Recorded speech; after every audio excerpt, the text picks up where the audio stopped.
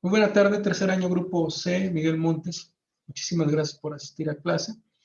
Retomar la sesión del día de ayer es recordar que la Ley General de Sociedades Mercantiles, derivada de lo que es la legislación de comercio en México, tiene como una fecha de inicio 1888, 1890, pero en especial en el mandato de Abelardo L. Rodríguez, allá por el 28 de diciembre de 1933, se crea la Ley General de Sociedades Mercantiles. Esta ley, de manera concreta en su artículo primero, me permito leerlo, nos dice lo siguiente.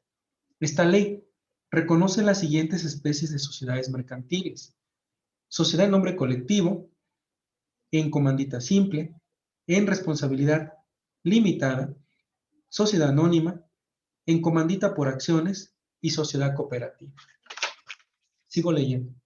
Cualquiera de las sociedades a que se refieren las fracciones 1 a 5 de este artículo podrán constituirse como sociedad de capital variable. Ahí surge la séptima figura que el día de ayer veíamos, observándose las disposiciones del capítulo 8 de esta ley. Bajo esa lectura nace precisamente el recordarle que en la sesión de ayer estábamos abordando el comentario más lato que podamos tener en materia de lo que son las sociedades mercantiles. De acuerdo a lo que acabamos de leer, tenemos 6 tipos de sociedades. De la primera a la sexta, viéndola aquí en la pantalla a margen derecho. Y la de capital variable podrá ser la 1, 2, 3, 4, 5. Es decir, podrá tener un nombre colectivo, un comandita simple, una responsabilidad limitada, una sociedad anónima, una sociedad por acciones, pero una sociedad cooperativa no podrá ser de capital variable. Podrá tener una responsabilidad limitada, pero no podrá ser ese tipo de esquemas. Entonces, en esa misma tesitura, es importante que no olvide usted el artículo 2 también de esta ley. Vea todo lo que les explicaba ayer. Las sociedades mercantiles inscritas en el Registro Público de Comercio tienen personalidad jurídica distinta de la de los socios, salvo el caso, ojo, personalidad jurídica distinta. Si usted está en una empresa, en cualquiera de estas, una cosa es Miguel Montes y otra cosa son las empresas o la empresa en la que él participa como socio.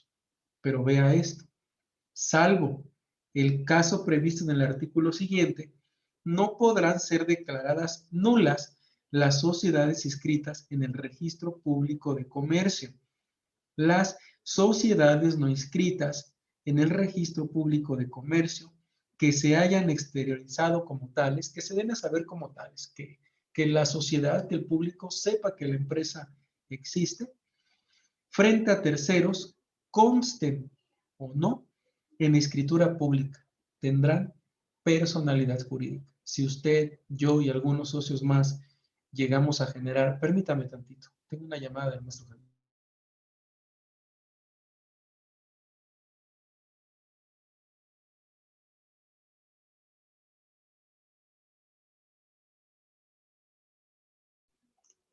Bien, una disculpa, fue llamada de un compañero.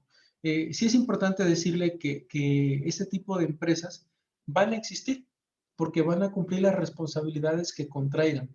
No la inscribiste, va a tener una responsabilidad que cumplir y vamos a verla por qué. Las relaciones internas de las sociedades irregulares, o sea, las no inscritas, se regirán por el contrato social respectivo, el estatuto que hayan creado, y en su defecto por las disposiciones generales y por las especiales de esta ley, según la clase de sociedad de que se trate. Los que realicen actos jurídicos como representantes o mandatarios de una sociedad irregular, usted o yo, si nos nombramos o nos decimos que somos representantes legales de Patitos de Hule, vamos a responder de los compromisos que adquiramos frente a terceros. De manera, ojo por favor Miguel, subsidiaria, quiere decir todo, solidaria, por siempre, ilimitadamente, hasta que quede completada la deuda que yo o que usted hayamos contraído en nombre de esa empresa que no existe. sin perjuicio de la responsabilidad penal en que hubiese incurrido cuando los terceros resultaren perjudicados.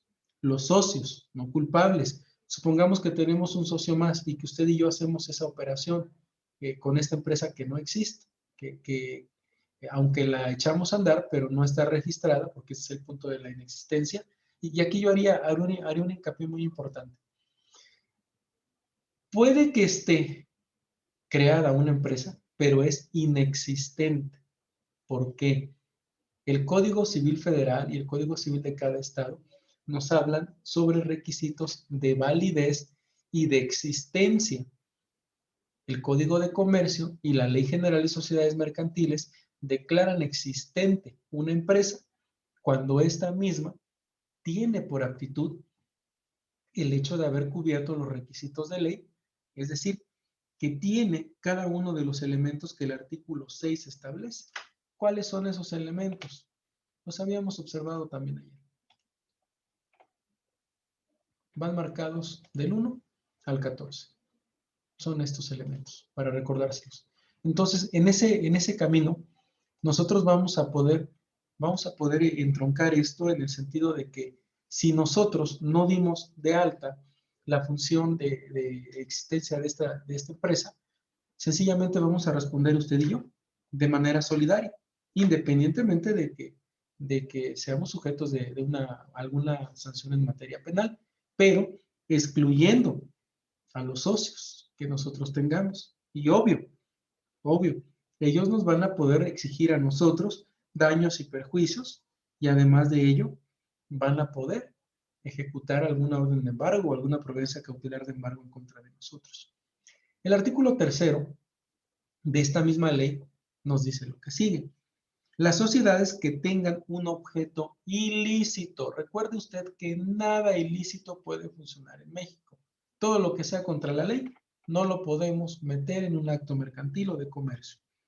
O ejecuten habitualmente actos ilícitos. Serán nulas y se procederá a su inmediata liquidación, a petición que en todo tiempo podrá hacer cualquier persona, incluso el Ministerio Público, sin perjuicio de la responsabilidad penal a que haya lugar.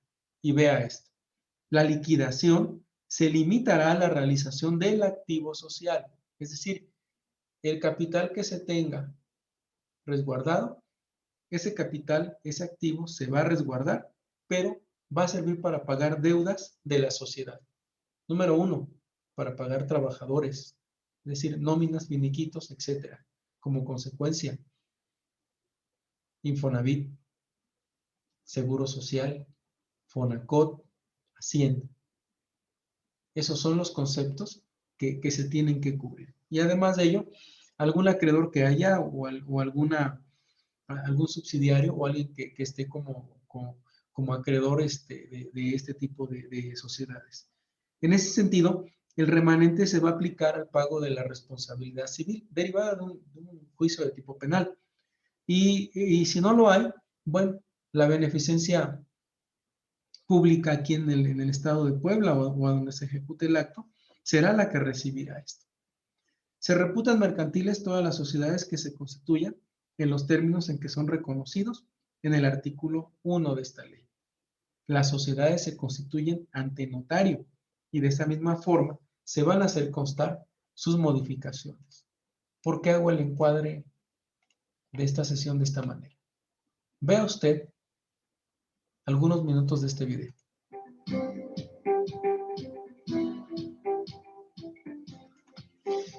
Se trata de un conjunto de personas. Tenemos las ganas, las intenciones de ganar dinero y vamos a celebrar un acta constitutiva, que es el documento que vamos a empezar ya a construir nosotros.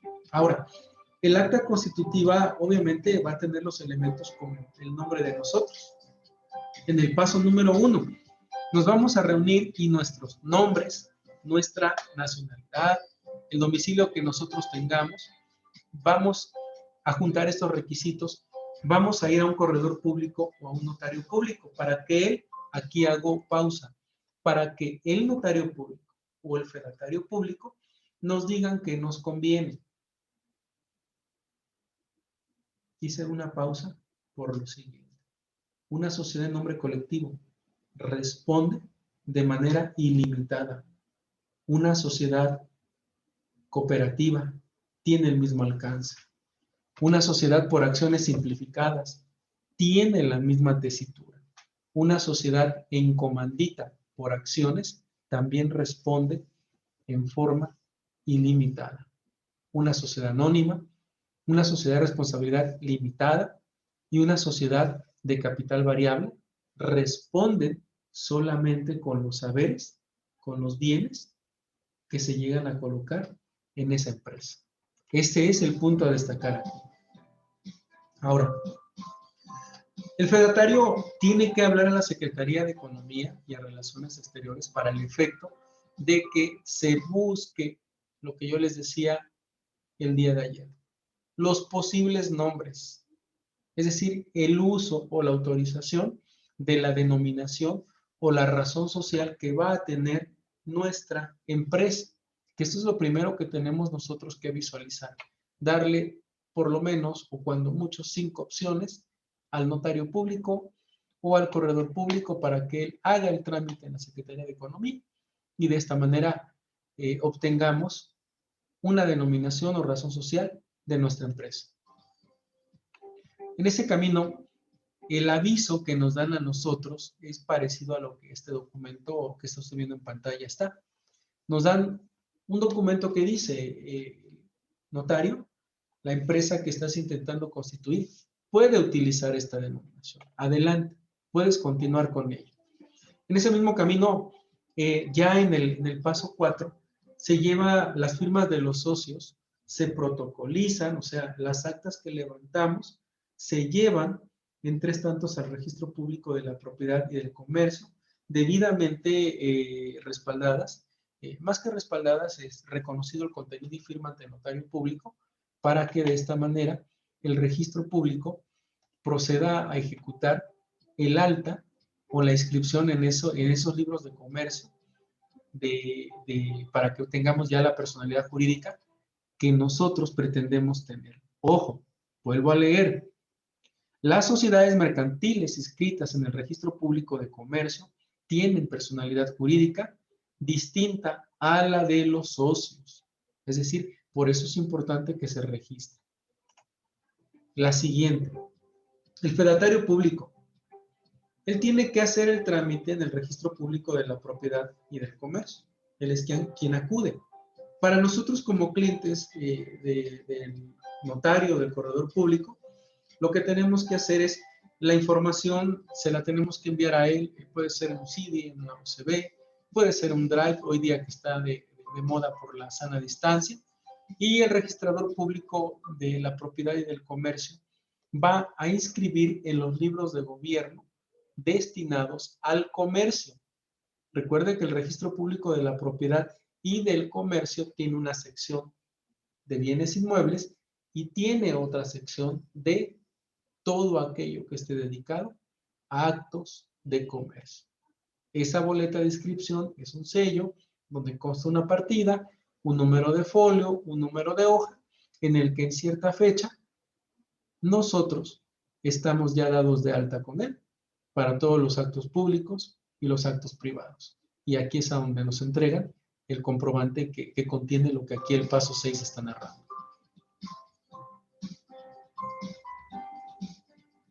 El documento este es un documento que emana de la Federación.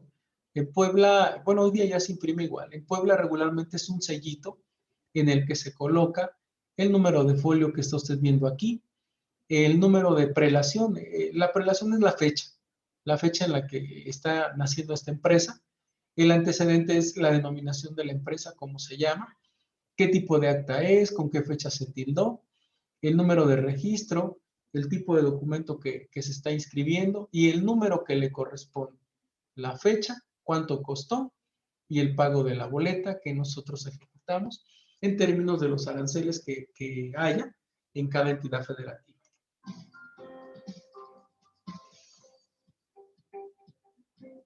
El acta constitutiva es un documento que vamos a construir nosotros de manera toral. Este documento es importantísimo Miguel, que ya lo empecemos a trabajar. Arranque ya, sin miedo, colocando nombre de 2 o 3, ficticios desde luego, 2 o 3 socios con nacionalidad mexicana, invéntenles una fecha de nacimiento, un domicilio de ellos también ficticio, para que tengamos ese dato. El objeto de la empresa lo vamos a construir juntos, para que lo pueda usted tener claro. Y precisamente la pregunta aquí es, ¿qué es el acta? Y el acta constitutiva necesariamente es un documento que está tildado o generado en términos del artículo 6 de la Ley General de Sociedades Mercantiles. En la lectura de este video, bueno, ¿es obligatorio para que integres una sociedad mercantil? Sí. La debes de redactar de manera clara y la debes de firmar. ¿Quiénes la van a emitir? Todos los integrantes de la sociedad. Es obvio que ahí es donde tenemos que tener cuidado en los aspectos que el día de ayer yo les marcaba, especialmente en materia de su contenido. Yo aquí explicaría el importe del capital y desde luego lo que se veo como segundo aspecto importante es cuánto vamos a aportar nosotros, qué es lo que nosotros vamos a generar como cobertura de cada uno de ellos. Ahí está lo primero que tiene usted que buscar. El nombre, la nacionalidad, el domicilio de la persona o personas. El objeto, aquí me detengo. Lo vamos a construir lento. Lo tenemos que hacer. ¿A qué me voy a dedicar? ¿Qué es lo que voy a hacer? ¿Qué es lo que esta empresa va a poder hacer especialmente en este trabajo multidisciplinar que nosotros estamos integrando? ¿Cuál es? Bueno, necesariamente el tener una revista electrónica que venda sustentabilidad, que venda biodiversidad y ecotecnología como puntos básicos para la vida diaria. Después de ello, estaríamos en el entronque de la razón social, que es lo que ya le habíamos colocado hace un momento, habíamos hecho el razonamiento sobre cómo se va a llamar la empresa y sobre todo la Secretaría de Economía en qué tiempo nos informa el nombre o la denominación que puede llevar la empresa. Es necesario que no lleve el nombre de ninguno de nosotros. Debe llevar algún eslogan o alguna denominación. Aquí te ponen como ejemplo los reprobados SADCB, yo le pondría Papitos de Hule SADCB. Y el ejemplo, bueno, de los Domínguez no es un ejemplo correcto, porque no debe llevar ni nombre ni apellido de nosotros. Debe de ser completamente distinto por ley.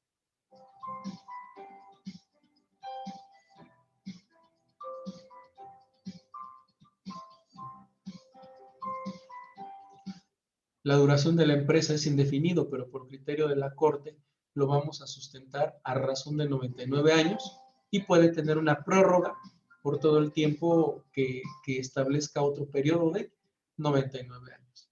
Precisamente el importe del capital social.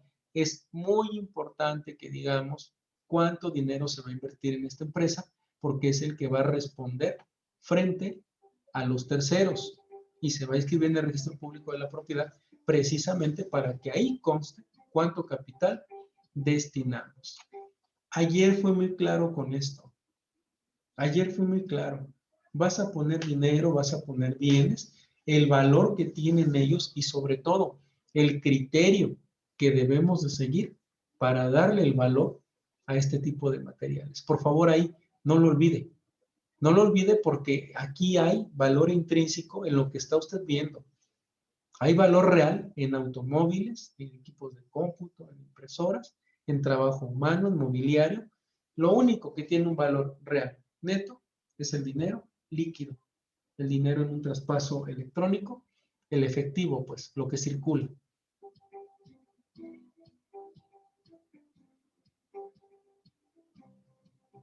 En ese camino, la siguiente fracción es muy importante porque en ella nosotros vamos a señalar el domicilio de la sociedad. En ella, la regla importante, me regreso, nunca olvide que la empresa, para efectos de que tenga un domicilio fiscal o legal, debe de habitar, trabajar o tener el principal asiento de sus negocios en el lugar a donde se está ejecutando el acto de comercio. ¿Cómo voy a administrar la sociedad? Este es el aspecto importante, el aspecto toral, que si no sabemos cuidar, quizás los 5 socios de la izquierda o los 6 socios de la derecha puedan quedar en desventaja. Regularmente, el administrador general debe de tener una voz, pero no un voto, porque al momento de emitir un voto corporativo, puedes perder y puede haber una decisión que dañe a toda la sociedad. Son decisiones que a veces se toman por mayoría. Es lo que tenemos que evitar siempre en este tipo de situaciones al crear este tipo de documentos. ¿Quién va a administrar? Si va a haber un administrador único, si va a haber un consejo de administradores, o sea, un grupo de personas, y sobre todo, ¿quién es el que va a hacer la firma que va a cubrir todo en materia de pagos, en materia de ingresos y en materia de egresos? Eso dice la fracción 9. Después de ello, también comentaba el día de ayer, ¿cómo voy a distribuir precisamente las utilidades y las pérdidas? Es otro aspecto muy importante, basado en lo que dice la fracción que habíamos comentado anterior, la quinta, que es importe de capital, y la sexta, que refiere al aporte que vamos a hacer cada uno. ¿Cuánto aporto? ¿Cuánto me corresponde a mí ganar de todo esto? Es un tema aquí complejo, que solamente cuando aportan lo mismo es cuando ellos se pueden poner de acuerdo. El fondo de reserva son los ahorros. Es el dinero que no vas a tocar de la ganancia que vaya resultando para que tengas expresado coloquialmente una cantidad de dinero que pueda servir para cualquier contingencia en la empresa. En la siguiente fracción vamos a ver aquellos casos que obviamente en la fracción 12 se narra como la forma en que vas a disolver anticipadamente la sociedad. Esto es lo primero que tenemos que revertir nosotros y que ubicar, pues para efectos de hacer la cobertura en ello.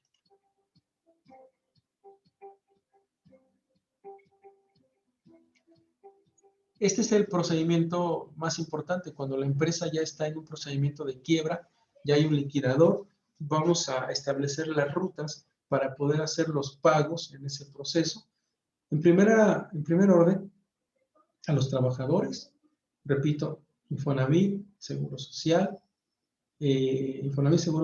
Hacienda y SAT, en algunos casos Fonacot, a los acreedores, a los liquidadores y a los valuadores que llegara a haber. Este es el aspecto más delicado que puede haber en una empresa, porque no todo el mundo busca perder dinero y esta fracción refiere principalmente a la pérdida de los dineros en las empresas. Esto es lo que tendría yo que realizar como encuadre, como conclusión, a manera de conclusión. De manera ilimitada, respondes con lo que aportas a la empresa y con tus bienes propios cuando ingresas a una empresa o cuando integras una empresa en nombre colectivo, en comandita simple, en comandita por acciones, en algunos casos, sociedades cooperativas. Cuando constituyes una sociedad anónima, una sociedad de responsabilidad limitada o una de capital variable, nada más responden los bienes que integran el menaje de esa empresa. Tipos de sociedades mercantiles son 6, se crean 7 cuando la de capital variable se constituye con las primeras 5 fracciones. Ahí es donde nace la de capital variable. Elementos importantes para destacar, sin duda, el importe del capital social, la expresión qué cantidad de dinero vamos a aportar cada uno de los socios, cómo se va a administrar la sociedad, cómo se va a dar el nombramiento de un administrador, cuáles son sus facultades legales, el fondo de reserva y cómo vamos a hacer la distribución de nuestros recursos y de nuestras utilidades. Estos son los aspectos que nosotros tendríamos que tomar en cuenta para poder estar en una comprensión correcta de lo que son las sociedades mercantiles.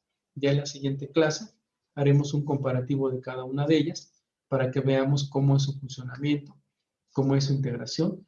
Ya propiamente hablemos de lo que es el procedimiento de transformación, de fusión y de división de una empresa para que procedamos a abarcar el contexto de la creación de una escritura constitutiva, que es el acta constitutiva, que vale 3 puntos en esta materia y que estaría reflejándole, si la hace bien, 6 puntos en la materia también de la maestra Valeria, porque recuerde que aquí refleja 3 puntos, en la de ella también 3 puntos.